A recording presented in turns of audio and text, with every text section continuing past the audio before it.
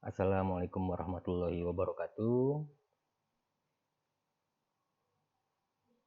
Kita mulai kuliah riset pemasaran mengenai bab 3 mengenai desain penelitian. Desain penelitian kita ini sangat tergantung dengan masalah penelitian kita. Jadi maksudnya masalah penelitian kita itu dalam kondisi yang seperti apa. Misalnya kondisi masalah penelitian itu misalnya masalah pemasaran. Itu dapat dibagi menjadi 3, yaitu ambiguous problem, di mana di ambiguous problem itu masalahnya belum jelas.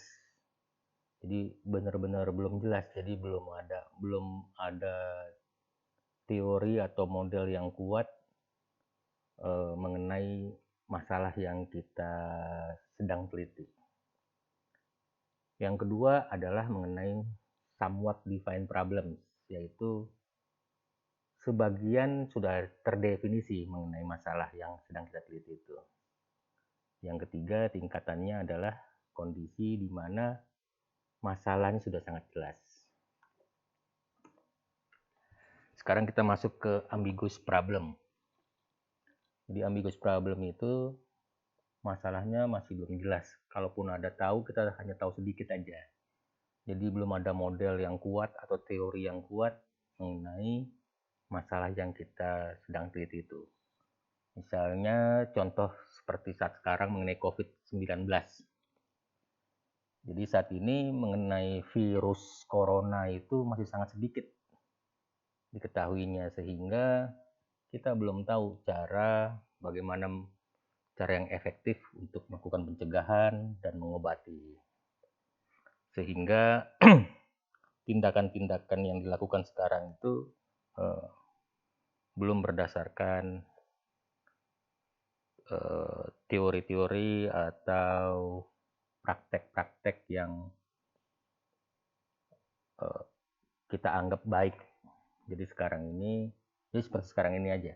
Jadi relatif yang dilakukan adalah bagaimana membuat kondisi agar virusnya itu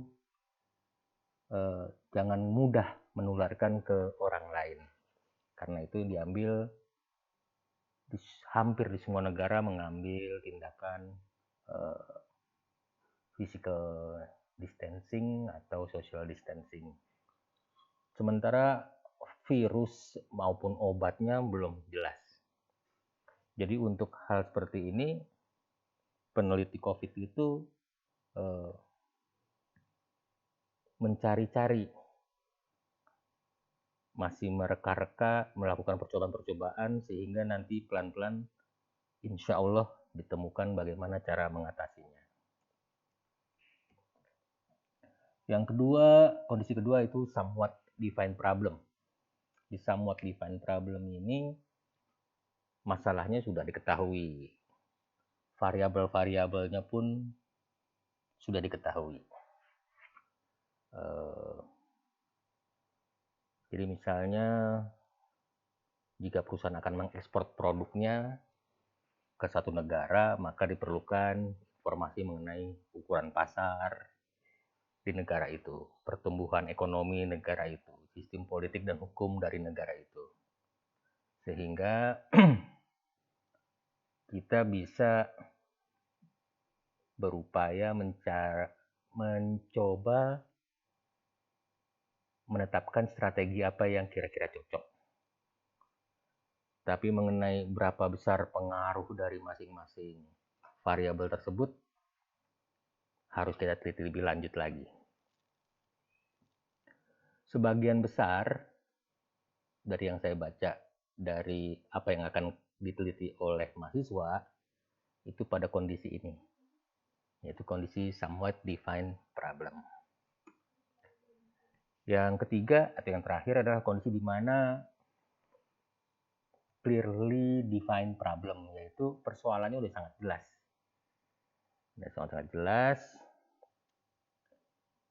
Hubungan antar variabelnya juga udah jelas. Tujuan dari sini adalah mencoba menentukan kira-kira bagaimana keputusan yang tepat.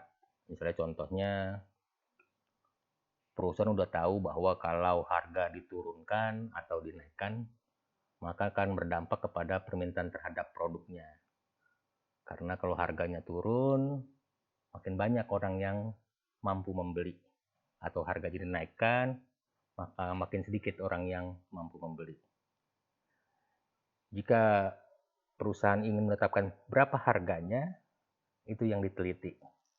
Jadi si peneliti sudah tahu bahwa akan ada turun naik, tapi di angka berapa perusahaan itu akan menetapkan harga satu produk, dicari optimalnya, itu yang diteliti di kondisi clearly defined problem.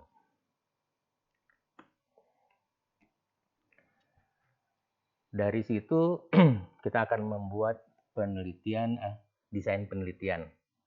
Desain penelitian dapat dibagi menjadi 3, yaitu exploratory research, descriptive research, dan causal research. Mengenai exploratory research, yaitu penelitian yang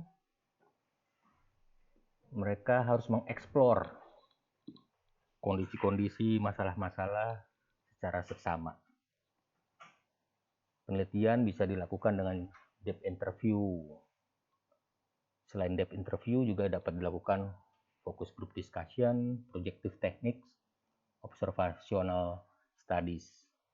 Ini misalnya untuk COVID itu, pastilah para dokter akan melakukan observational studies pasti.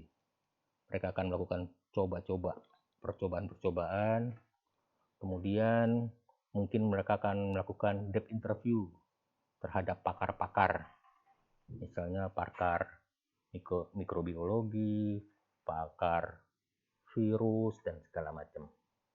Disebut dengan exploratory research.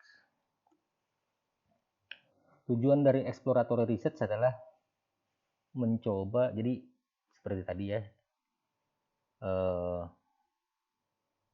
di kondisi dimana penelitiannya belum jelas gitu, maka strukturnya belum tahu bagaimana, apanya. Nah, maka tujuan dari exploratory research adalah memahami struktur. Kemudian setelah paham strukturnya, mencoba membuat formulasi masalah dengan tepat. Setelah dapat formulasi, dibangunlah hipotesis dan membuat alat ukur. Yang kedua adalah descriptive research. Sesuai namanya, descriptive research adalah penelitian yang bertujuan untuk menjelaskan suatu fenomena, karakteristik, atau fungsi. Jadi misalnya kita bisa menjelaskan karakteristik dari satu segmen target pasar suatu produk. Misalnya bahwa produk ini yang konsumennya adalah bagaimana demografinya, bagaimana geografinya, bagaimana pendapatannya, bagaimana karakter psikografinya, dan segala macam. Di penelitian descriptive research, biasanya kita melakukan fokus pada satu atau beberapa variabel pada penelitian yang sama. Jadi misalnya mengenai desain dari strategi satu restoran. Jadi di restoran itu apa aja sih yang membuat konsumennya puas? Misalnya di sisi variabel harga, bisa di sisi variabel kualitas layanan, bisa juga di variabel kualitas makanan. Kita bisa melakukan penelitian satu atau lebih dari satu variabel yang kita teliti.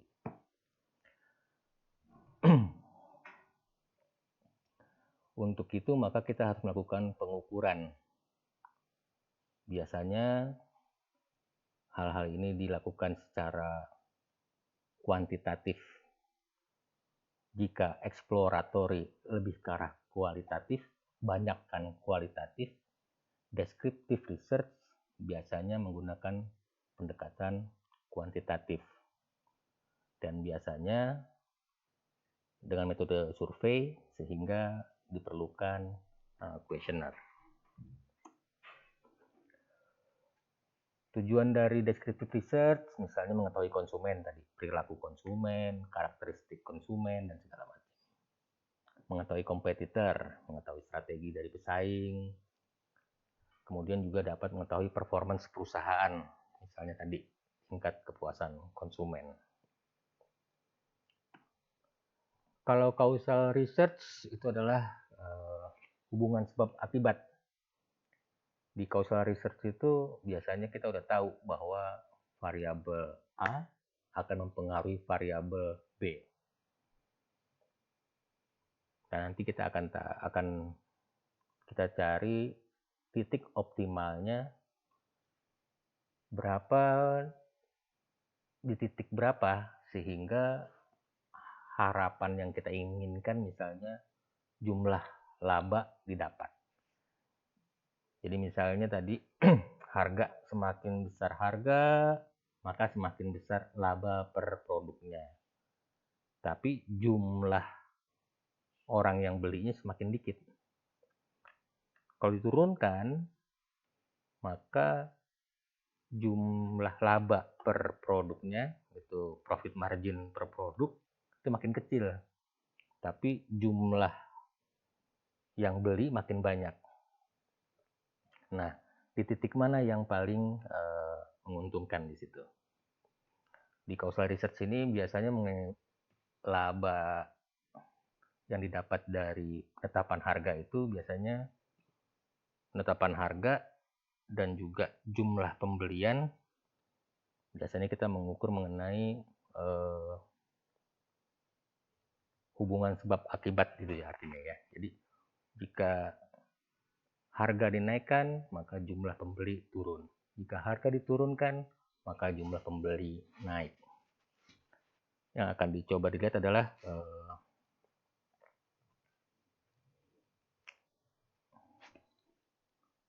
saya lupa ya. Elastisitas. Jadi ingat lagi. Jadi elastisitas dari harga yang mempengaruhi penjualan. Kemudian tujuan dari penelitian ini tadi ya mencoba menemukan titik optimal. Jadi setelah kita tahu elastisitas dari variabel yang mempengaruhi dan dipengaruhi, maka kita menemukan titik optimalnya. Di variabel sebab akibat itu ada syarat-syaratnya, yaitu memang ada hubungan antara variabel sebab dengan variabel akibat. Yang kedua, perubahan pada variabel sebab harus lebih dulu dari variabel akibat. Jadi kalau harga diturunin dulu, baru kemudian diikuti dengan terjadinya perubahan atau kenaikan jumlah pembeli. Kemudian di causal research ini faktor lain harus dijaga. Jadi misalnya ketika kita melakukan riset itu, ketika harga diturunkan, jumlah permintaan naik, bisa saja permintaan naik itu bukan dipengaruhi oleh turunnya harga, tapi faktor-faktor lain. Nah, ketika di riset causal riset, maka faktor-faktor lain itu harus diisolasi sehingga diharapkan variabel akibat memang hanya dikarenakan variabel sebab. Kemudian yang terakhir harus ada teori yang menerangkan hubungan sebab akibat dari variabel tersebut. Kira-kira kayak gini jadinya. Ini antara hubungan antara masalah dengan desain penelitiannya. Untuk masalah-masalah yang ambigus, yang masih hanya sedikit yang diketahuinya, maka biasanya dilakukan exploratory research. Tentu mudah kita pahami, karena untuk langkah awal kita harus melakukan eksplorasi terlebih dahulu, sehingga kita tadi paham dengan strukturnya, kemudian kita mampu memformulasikan masalah dengan lebih baik, dan kemudian kita bisa mengenerate hipotesis dan membangun pengukuran. Jika masalahnya adalah somewhat defined problem, jadi sebagian besarnya udah kita tahu, maka biasanya kita melakukan desain penelitian yang descriptive research, yang tujuannya menerangkan mengenai konsumennya, mengenai pasarnya, mengenai performance dan segala macam. Untuk hal-hal yang kondisinya sudah sangat jelas sekali, maka biasanya kita membuat penelitian causal research, di mana tujuannya adalah menerangkan mengenai hubungannya, yaitu tadi elastisitasnya. Jadi kalau satu variabel bergerak naik satu, maka variabel yang lain akan terpengaruh sebanyak berapa gitu. Itu namanya elastisitas. Kemudian memahami bagaimana performance dari marketing mix. Tadi kita telah belajar mengenai problem dan desain penelitian. Sekarang kita masuk ke data. Di penelitian, data adalah hal yang sangat penting. Jadi jangan lupa, ketika meneliti, kita itu bersandar pada data. Jadi kita melakukan pemikiran, diskusi, kesimpulan, semua itu berbasis dari data. Jadi data dapat dibedakan menjadi dua tipe, yaitu data primer dan data sekunder. Data primer adalah data yang dikumpulkan oleh peneliti untuk tujuan tertentu. Jadi kalau misalnya kamu nanti sebar kuesioner, maka data-data dari kuesioner itu disebut dengan data primer, karena itu kalian kumpulkan untuk tujuan penelitian kalian. Kalau data sekunder adalah data yang dikumpulkan oleh pihak lain untuk tujuan lain, bukan tujuan penelitian itu, namun relevan digunakan oleh peneliti untuk membantu penelitiannya. Misalnya BPS mempunyai sekumpulan data mengenai populasi misalnya. BPS, Badan Pusat Statistik, itu punya data mengenai berapa jumlah populasi, berapa laki, berapa perempuan, berapa umur, ekonomi berapa, segala macam. Mereka kumpulkan itu untuk tujuan pekerjaan mereka. Tapi data itu dapat kita pakai juga misalnya. Misalnya kita mau tahu mengenai berapa siswa SMA gitu, BPS punya itu. Nanti dari situ data itu kita pakai untuk penelitian kita. Itu namanya data sekunder. Data juga bisa dibagi berdasarkan penyajiannya, yaitu data kualitatif dan data kuantitatif. Data kualitatif adalah data yang disajikan dalam ukuran kualitas. Misalnya suara penyanyinya merdu gitu ukuran kualitas. Kemudian misalnya orang itu ganteng, orang itu cantik, itu adalah ukuran kualitas. Jadi data-data itu adalah data-data kualitatif. Sementara data kuantitatif adalah data yang disajikan dalam angka. Misalnya sensus penduduk, jumlah anggota keluarga, kalian misalnya 5 orang. Nah, itu 5 orang itu adalah kuantitas, sehingga datanya disebut dengan kuantitatif. Data kualitatif juga bisa dikuantitatifkan. Jadi data kualitatif yang dikuantifisir.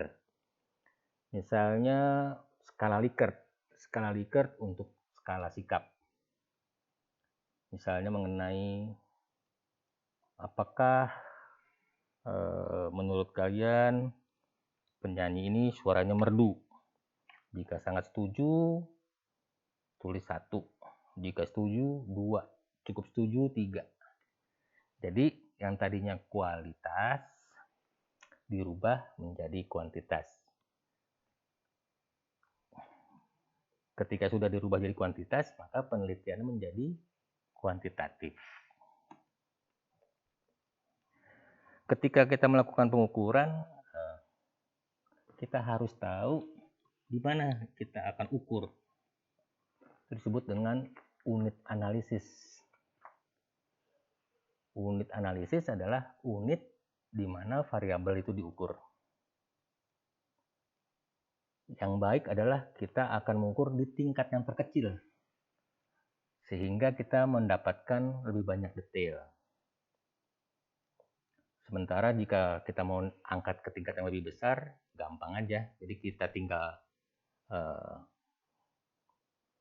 dibuat agregatnya saja, kita tambah-tambahin sehingga itu dapat menjadi mewakili tempat yang lebih besar.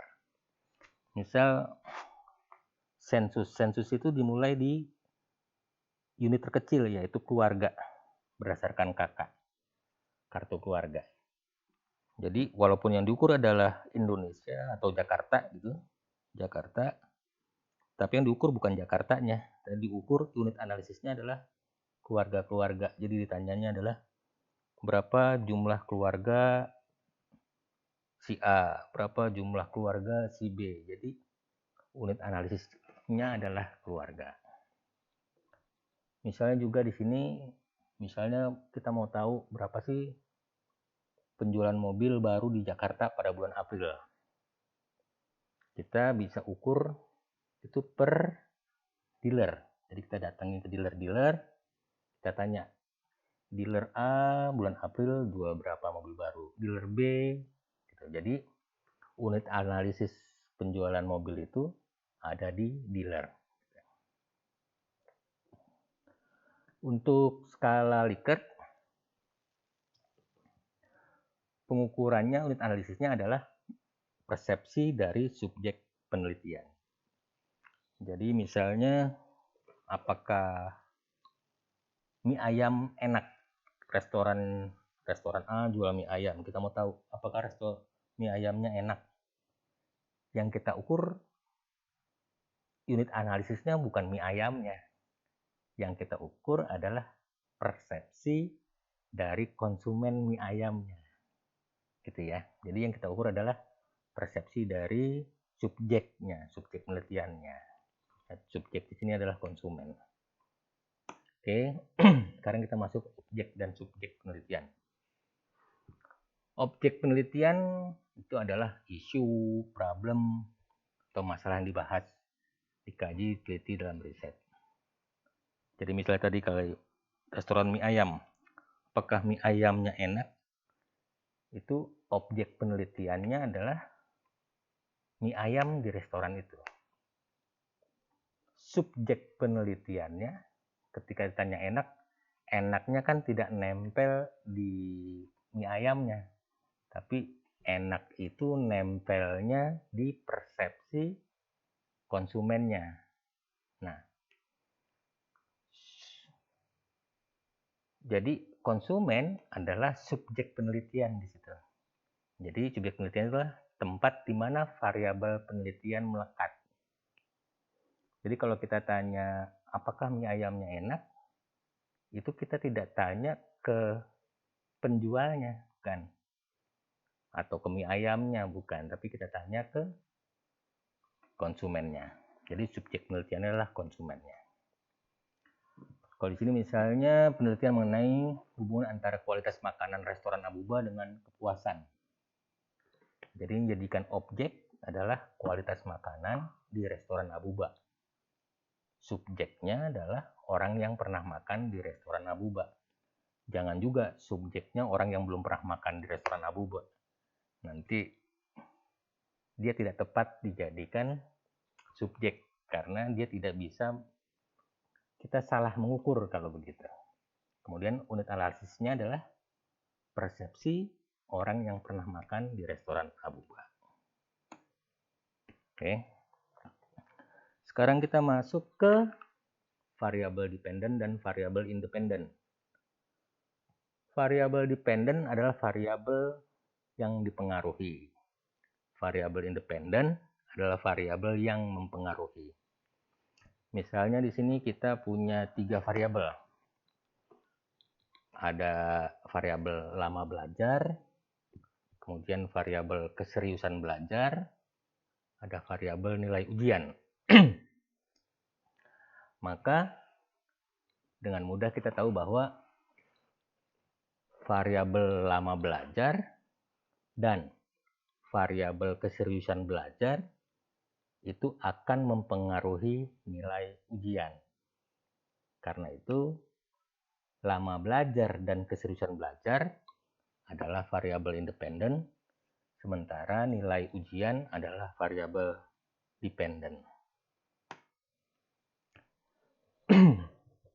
Sekarang kita masuk ke skala penelitian.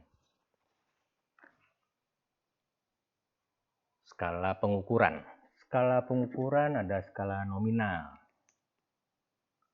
Ini nanti kamu perlu ini ketika membuat kuesioner, kemudian kuesionernya itu dimasukkan ke SPSS, maka di situ kamu harus memberitahu tipe skalanya. Jadi ada 4 ya, ada 4. Saya pelan dulu. Ada skala nominal, skala ordinal, skala interval, dan skala rasio. Skala nominal itu cuman kategori aja, jadi cuman simbol aja. Ya contoh, misalnya kita mau meneliti mengenai minuman mineral. Ada 3 merek, yaitu Aqua, Ades, sama Fit. Aqua kita kasih nomor 1, Ades nomor 2, Fit nomor 3. Jadi itu bukannya 1 tambah 2 tambah 3, bukan. Itu 1 itu sekedar simbol dari Aqua, nomor 2 itu simbol dari Ades, nomor 3 simbol dari Fit. Jadi nggak bisa di skala nominal, nggak bisa ditambah-tambahin. Itu hanya simbol aja. Yang kedua adalah skala ordinal. Skala ordinal itu menyatakan peringkat antar tingkatan. Jika kamu pakai skala Likert, maka kamu akan pakai skala ordinal. Misalnya sangat setuju 1, setuju 2, tidak setuju 3, sangat tidak setuju 4, gitu ya. Itu artinya tapi bukan berarti 1 bisa dikurang 2 sama dengan minus 1, enggak, ini enggak bisa sama sekali. Tapi sudah ada peringkatnya, bahwa paling tinggi adalah 1, atau kebalikannya, paling tinggi adalah 4. Jadi intensitasnya berubah dari 2 ke 3 gitu. Baik lagi skala nominal, 1 ini tidak menjelaskan Aqua 1, Ades 2, itu tidak menjelaskan intensitas, tidak sama sekali, itu hanya simbol. Tapi kalau sangat setuju dan setuju, jelas bahwa 1 itu memiliki intensitas yang misalnya lebih tinggi atau lebih rendah dibandingin 7, gitu ya. Yang ketiga adalah skala interval. Skala interval ini ada nilainya, tapi dia tidak memiliki nol mutlak. Misalnya apa ya? Berapa suhu air mendidih? Itu 100 derajat Celcius. Suhu air membeku 0 derajat Celcius. Bukan artinya 0 derajat Celcius itu tidak ada suhunya, bukan. Cuma itu ada kesepakatan temperatur segitu disepakati dan telah ditetapkan sebagai 0 derajat Celcius. Di sini 0 itu bukanlah nihil, bukan nil. Jadi bukan 0 mutlak. Yang terakhir adalah skala rasio. Skala rasio itu sama seperti skala interval, tapi dia memiliki nilai 0 mutlak. Misalnya gaji per bulan manajer sebesar 10 juta rupiah. Gaji per bulan pengangguran sebesar 0 rupiah. 0 rupiah ini artinya memang tidak memiliki gaji. Itu ya. Balik lagi. Nanti ketika kamu bikin kuesioner, kita bilang, apa aja yang skala nominal? Misalnya gender. Laki kamu tulis 1, perempuan 2, itu bisa masuk skala nominal. Misalnya kamu bisa juga apa yang skala nominal, misalnya lokasi, misalnya Jakarta Selatan 1, Jakarta Barat 2, Jakarta Timur 3, dan selanjutnya. Itu skala nominal. Skala ordinal biasanya kamu pakai untuk misalnya tadi skala Likert ya. Setuju, sangat setuju, dan segala macam itu biasanya masuk ke skala Likert. Apakah temperatur ruangan restoran membuat saudara nyaman? Saya sangat setuju. Nah, itu skala ordinal itu. Mengenai skala pengukuran, biasanya tadi itu misalnya kalau di sosial nggak terlampau banyak skala interval. Kalau misalnya skala rasio yang kita pakai, kalau pertanyaannya berapa jumlah keluarga, gitu ya, jumlah keluarga, berapa anak dari orang tua kalian, nah segala macam itu masuknya ke skala rasio. Oke. Sekarang masuk ke validitas.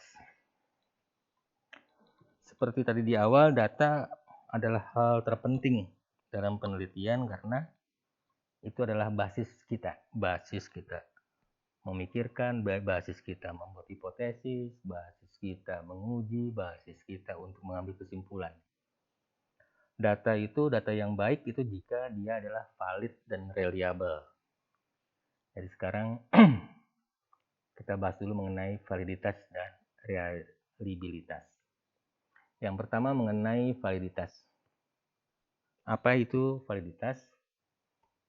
Validitas itu merujuk apakah pengukuran kita mengukur apa yang akan diukur. Jadi kalau kita mengukur apa yang kita ukur, maka itu valid gitu. Itu juga ya. Tapi pada kenyataannya banyak penelitian yang entah karena apa, mungkin kurang concern atau kurang fokus dengan konteks penelitian, dia mengukur hal yang sebenarnya bukan itu yang dia ukur. Nah, akibatnya datanya tidak valid. Mengenai tipe validitas, ada 4. Yang pertama adalah construct validity. Di construct validity ini adalah merujuk hubungan antara pengukuran pada tingkat konsep dengan maksud pengukuran. Jadi misalnya contoh, mie ayam.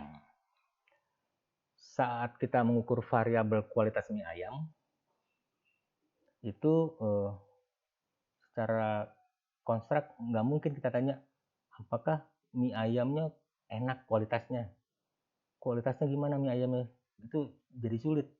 Karena sebenarnya kualitas mie ayam itu dipengaruhi oleh rasanya, oleh aromanya, oleh teksturnya, oleh temperatur penyajiannya, bagaimana kecantikan atau rapih penyajiannya, dan jumlah mangkoknya banyak atau dikit gitu ya. Jadi supaya dia valid secara konstruk, maka pertanyaan-pertanyaannya itu harus dibagi menjadi dimensi-dimensi yang bisa diukur. Jadi misalnya tadi, kalau misalnya pertanyaannya, menurut kamu bagaimana kualitas mie ayam? Itu agak susah mereka menjawabnya tapi jauh lebih mudah kalau kita bilangnya gini, bagaimana rasa mie ayamnya, bagaimana aromanya, bagaimana teksturnya, dan segala macam. Nah, itu disebut dengan, kalau kita baik, karena itu sesuai dengan konsepnya, maka itu disebut dengan konstruknya. Nah, kenapa kita meneliti mie ayam ini? Karena kita nanti akan mau tahu bagaimana hubungannya dengan kepuasan pelanggan, misalnya. Nah, itu disebut dengan construct validity. Yang kedua adalah face validity. Itu bagaimana mengukurnya, gampang itu kalau masuk akal. Jadi kalau misalnya kita mengukur kualitas mie ayam, maka kalau kita mengukur mengenai temperatur mie ayam ketika disajikan, itu masuk akal. Karena kalau kita dapat restoran mie ayam udah dingin, pasti kualitasnya sudah berkurang. Karena itu mengukur temperatur mie ayam saat disajikan itu masuk akal.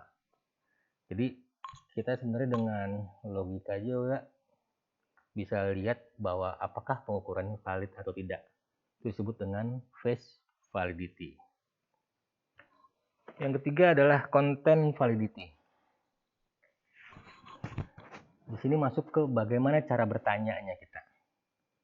Jadi cara bertanyanya itu sesuai tujuan pengukuran atau enggak. Misalnya pertanyaannya gini tadi mengenai temperatur mie ayam. Apakah mie ayam disajikan dalam kondisi panas? Itu sepertinya betul, tapi itu salah. Karena kalau kita bilang setuju sekali, kurang setuju, sangat setuju, itu bisa bahaya. Karena sebenarnya mie ayam itu bukan adu panas, bukan adu panas. Jadi sebenarnya bukan adu panas, tapi lebih enak kalau mungkin kita bilang nanya gimana ya. Apakah mie ayam disajikan dengan temperatur yang tepat gitu langsung. Jadi kalau kepanasan nggak bagus, kalau terlampau kurang panas juga nggak bagus. Kalau kepanasan nggak makan-makan, nanti megang mangkoknya aja kepanasan. Gitu ya. Yang terakhir yaitu predictive validity. Jadi di sini kita bisa coba lihat bahwa misalnya kita tahu bahwa kalau kualitas mie ayamnya makin tinggi, mestinya orang makin puas dong, gitu ya. Jadi dengan mudah kita bisa menduga bahwa jika variabel A, yaitu kualitas mie ayam, naik tinggi, maka kepuasan juga tinggi. Disebut dengan predictive validity. Jadi jika nanti ternyata kok kualitasnya tinggi, tapi kok kepuasannya rendah, turun gitu, itu pasti ada yang salah, gitu ya. Artinya tidak valid.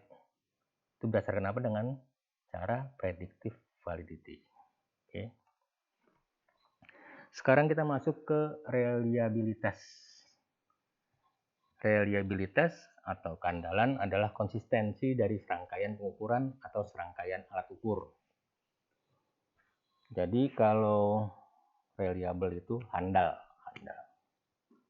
Jadi kalau misalnya motornya reliable, jadi setiap kali dia starter, motornya nyala. Pagi di starter, nyala. Sore di starter, nyala. Siang starter, nyala. Artinya motornya handal. Gitu ya. Kalau kadang-kadang nyala, kadang-kadang nggak nyala, nah itu nggak reliable. Oke. Nggak konsisten. Jadi tipe reliability itu ada yang stability of the measurement. Jadi misalnya gini, kayak tadi starter dua kali nyala gitu ya. Jadi artinya starternya sampai nyala motor itu bagus. Jadi bila kita mengukur sesuatu sebanyak 2 kali, maka akan didapat hasil yang serupa. Itu namanya stabilitas, pengukurannya stabil. Kemudian internal consistency reliability. Jadi bila kita kumpul di dalam satu kumpulan item-item pertanyaan, jadi kita pertanyaan tadi mengenai apa? Kualitas makanan. Itu ada beberapa item pertanyaan. Nah, jika itu kita tanyakan, maka nanti akan ada hubungan yang kuat antar item pertanyaan. Jadi terbentuk pola. Tidak ngacak gitu nanti. Terbentuk pola yang membuat hubungan yang kuat. Yang ketiga, reliabilitas itu adalah inter-rater reliability. Jadi antar penjawabnya, antar respondennya.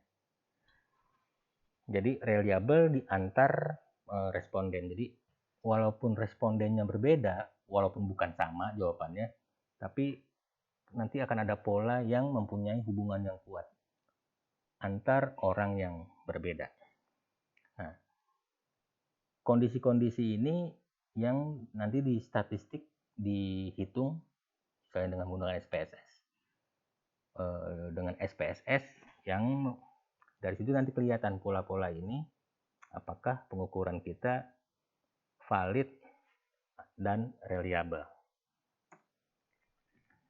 Ini gambar kira-kira mengenai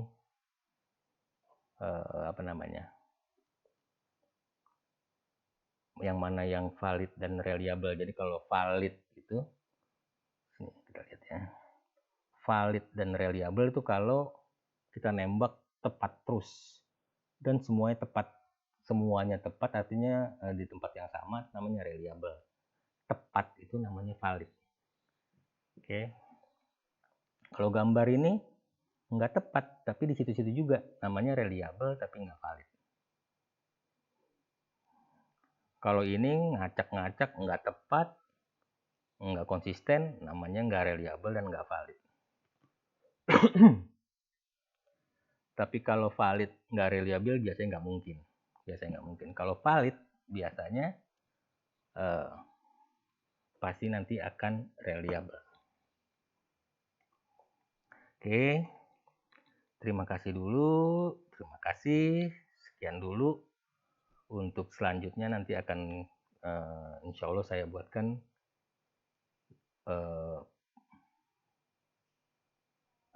materi khusus desain penelitian yang kedua. Terima kasih. Assalamualaikum warahmatullahi wabarakatuh.